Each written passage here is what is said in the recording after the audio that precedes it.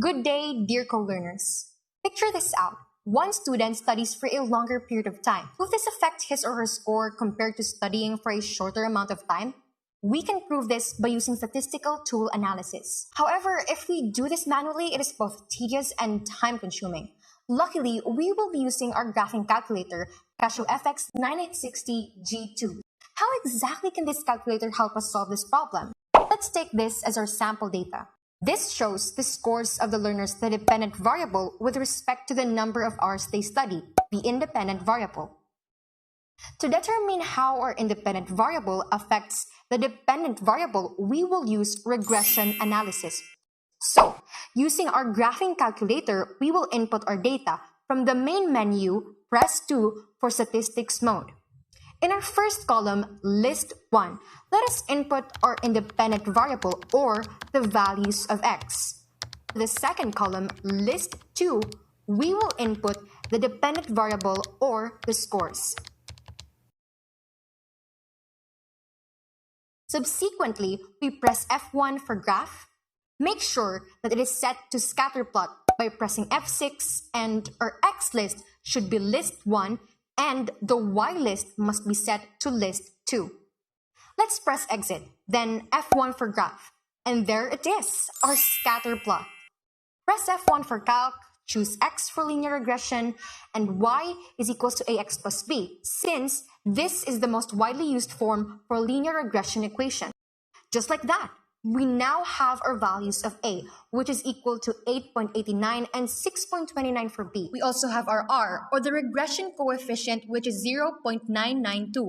The R value indicates a strong, positive relationship of the independent variable to the dependent variable. From the constants A and B, we can now create our equation Y is equals to 8.89x plus 6.29, where Y is the expected value as a function of our X.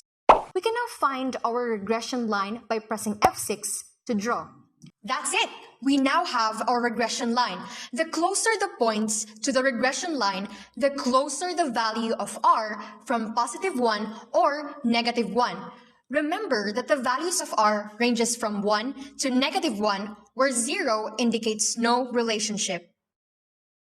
In just a few clicks, I already have important data and the graphical representation. What else can this calculator do? Now, let's proceed to the regression hypothesis testing. Assuming our data is normally distributed, we will use t-test as our statistical test with a significance level of 0.05. Our null hypothesis is beta is equal to 0, and our alternative hypothesis, beta is not equal to 0. The question is, how will we run this test in a fast and easy way? Again, we will be using our graphing calculator. Let's see how this ends up.